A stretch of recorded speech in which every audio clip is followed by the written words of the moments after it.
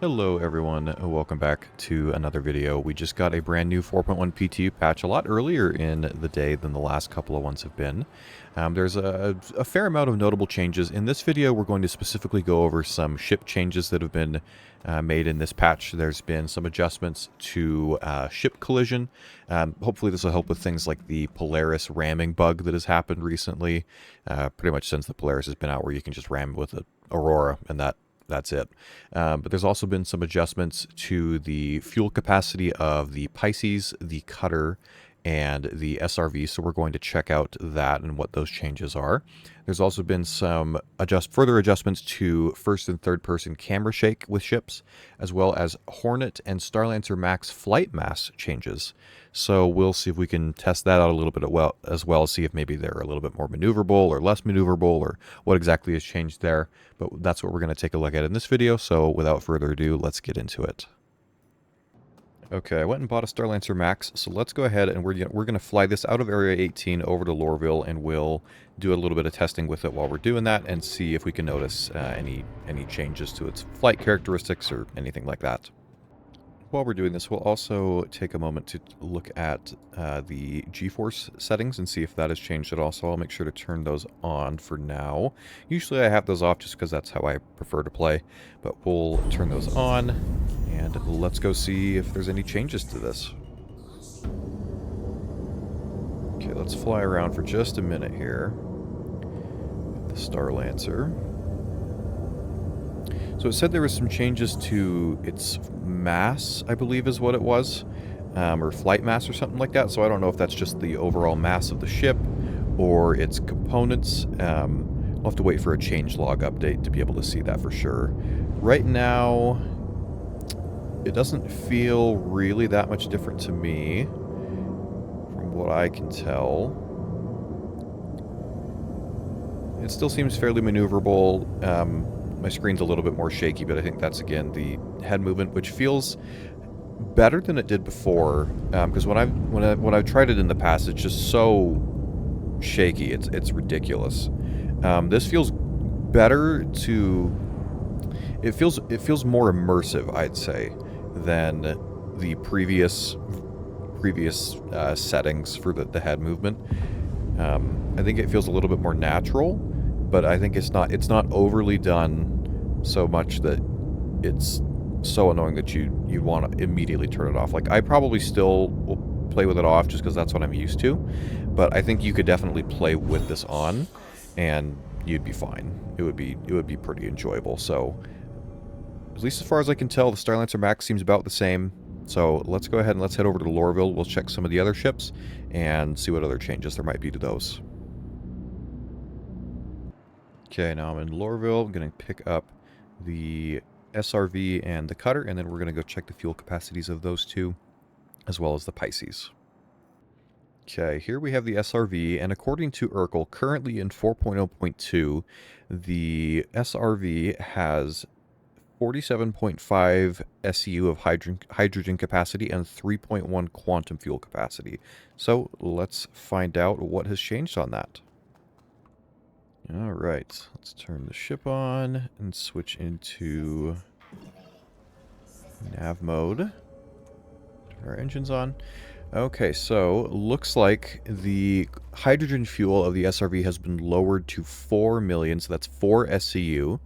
Looks like the quantum fuel is the same, though, at 3.1 SCU. So it was at 47 SCU before, so that's like a 90% reduction or so in the quantum fuel, which, okay, that's interesting. I mean, even just sitting here with the engines, like, idling, just on, it's already going to 3.98, it'll go to 3.97 quick, so that may be a little bit of an overcorrection for the SRV, because this is supposed to be able to tow things from deep space or whatever, and tow it back to port. So that might be a little bit of an overcorrection. They might have to adjust that again, but that is what it is as of now. Let's go on and check the Drake Cutter. Okay, here we are with the Drake Cutter. According to Urkel, the current SCU capacity for its hydrogen is 28 SCU, so 28 million. And then the quantum fuel capacity is 1.1 SCU, so let's go ahead and see. So based off of the SRV, it may just be the hydrogen fuel that's been changed. But let's check that real quick here. Alright, switch to nav mode, turn the engines on. Okay, so we have the same amount of quantum fuel, so 1.1 SCU, but we have a pretty big reduction to its hydrogen fuel, so the Drake Cutter now has 12 SCU, or 12 million hydrogen fuel, rather before it had the 28, so that's, I guess that's what, like a 60% reduction or so? I'm just guessing off the top of my head, roughly. That's probably how much it'd be, so that seems more reasonable. Again, I think the SRV, that was a pretty big overcorrection for only 4 SCU of hydrogen fuel, so that will probably have to be adjusted. But it looks like the Cutter has been lowered to 12 SCU of hydrogen fuel. Let's next check the C8 Pisces. Okay, and now let's check the Pisces. So before, or in 4.0.2, the Pisces currently has 52.25 SCUs of hydrogen fuel. That's actually more hydrogen fuel than the Starlancer Max has in this tiny little ship here, which doesn't really make much sense. So it has that, and then it has 1.8 SCU of quantum fuel. So let's see what adjustments have been made to that. I'm going to guess it's probably mostly, again, to the hydrogen fuel. So let's see. Alright, we'll turn on the engines and switch into nav mode. So it looks like the fuel has been lowered to 3.2 million hydrogen fuel. The quantum fuel is the same, so we're down from 52 SCU to 3.2 SCU, so a very drastic reduction, but again, the actual size of the ship doesn't really make sense that it can hold 52 SCU of fuel when even its own cargo capacity is only 4 SCU. So I think this is a lot more reasonable for a small shuttle ship. Still has a quantum drive, still has the good amount of quantum fuel. So that I think that's a lot better for it. And looks like that is the fuel adjustment for the Pisces. Now let's go on and let me pull up my F7A real quick. Let's fly around Lorville for a couple minutes and test out the G-force tuning a little bit more and see if there's any noticeable difference to the handling of the Hornet. Okay, got the Hornet. Hangar's opening. Let's fly around Lorville for just a minute here.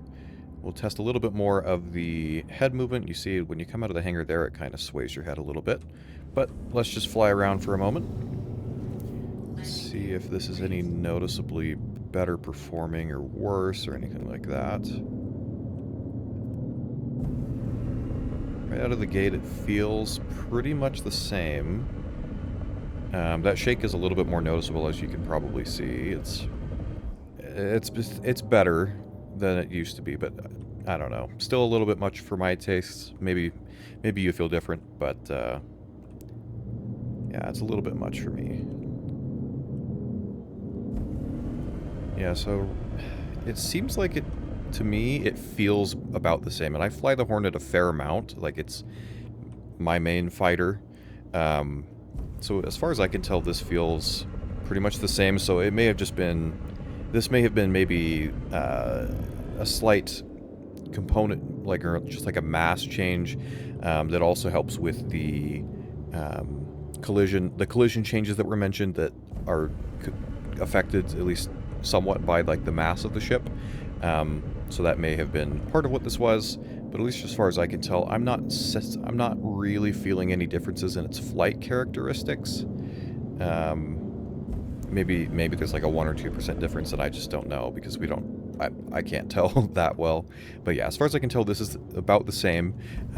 So with that, then let's go on and let's test the Polaris with the new collision adjustments that should help prevent that ramming issue it's been having. We'll go grab the Polaris and maybe 1 or 2 Auroras, and we'll go test that. Okay, I'm just finishing up loading up 2 Auroras into the Polaris, and then we are going to go out just somewhere in the middle of space where I won't be bothered, and we're going to do a little bit of a ramming test with these and see if the ramming bugs have been fixed for the Polaris. Okay, so I was thinking of doing 2 different tests for this, since I have 2 Auroras. So one, we are going to go, I'm going to ram the Polaris on the top side, somewhere around the region of the 2 shoulder turrets. And then on the second test, we will go from the bottom, somewhere around the cargo bay, or just kind of the middle of the ship, and hit it from those areas and see what happens.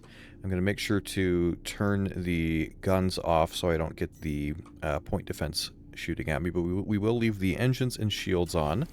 So let's go ahead and go grab an Aurora and see what will happen. And let's just double check. I believe I set my spawn point here. Yes. Cool. So we can ram the Polaris, and in theory, as long as it doesn't die, we'll be okay to just respawn here. So let's go test it. Okay, so we're going to go on the top side first and ram the top. We're just going to back up a ways. I believe when people have typically done this, they get up to like the max speed of the Aurora in nav mode and do this.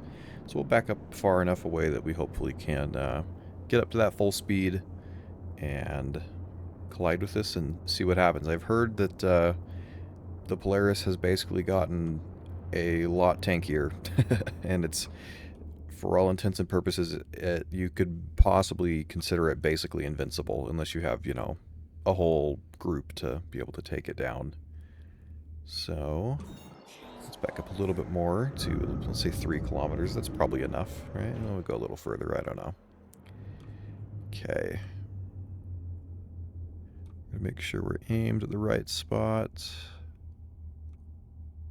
Okay, I think we are. Go up to max speed. All right, commencing test in 3, 2, 1.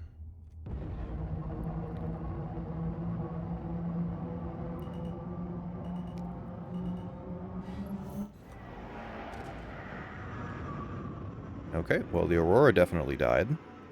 Doesn't look like the Polaris did, but once we respawn, we'll go check the Polaris and see if there's any visible damage to it.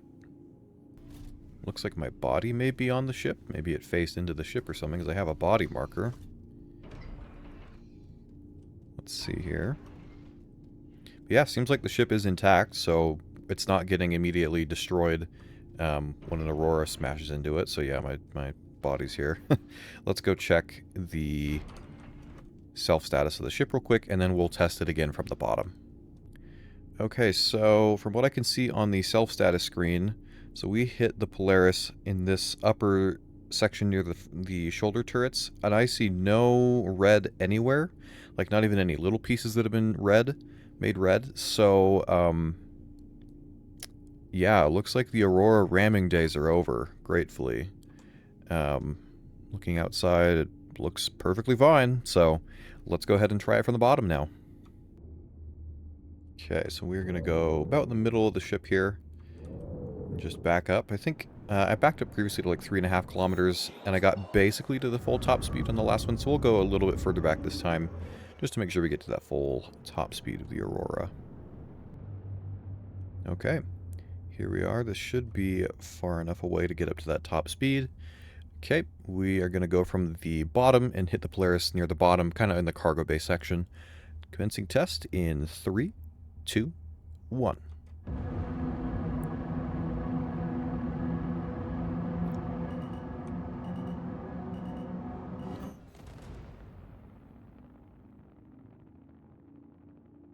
Alright. So the Aurora definitely died again. Now, looks like we're respawning on the Polaris again, so we'll go check and see the results, see if there's any damage, and go from there. Okay, let's check the self-status again, see if there's any noticeable damage. You can zoom in here. Doesn't look like it. Looks like we are completely fine. So seems like that has definitely been fixed. I think the best way to describe this would be getting rammed by things like an Aurora now in the Polaris is basically like getting bugs on your windshield when you're on like a road trip or something. So I don't think we have to worry about that now, which is really good. The last thing we'll go check is if we go to repair the Polaris, how much is the repair cost? That may give us a little bit of an indication on the total damage to it. So let's go check that. Okay, let's get landed in the hangar here. See what our repair bill is for ramming the ship with 2 Auroras. Okay. We are landed. Let's go ahead and check the repair bill. Okay, so from what I'm getting, after ramming the Polaris with 2 Auroras, the only damage that needs repaired is 3.4K, which for the Polaris, that is a incredibly low amount of money for repairs on this thing. So all I can take away from that is basically any small ships like that you're going to try and ram the Polaris with, it's just going to shrug all of them off. So that is really nice to see, really good to see that it's the Polaris, the warship that it's supposed to be, is performing as it's supposed to be, at least in terms of that regard of its durability and stuff. So really good to see that bug fixed. That is exciting for me. I personally own a Polaris, as you can see, so very, very good change and very good fix. So that is going to do it for this video covering the most recent ship changes in this 4.1 PTU patch that released today. I will be working on another video for some of the other changes, and we'll see if I get that out later tonight or maybe tomorrow morning. But if you enjoyed this video, make sure to leave a like, as it really helps the channel. Feel free to subscribe, leave a comment, let me know your thoughts of all these changes, on the fuel changes, on the bug fixes for this the ramming problem. Let me know all of that down in the comments below. All of you are awesome, and I will see you in the next one.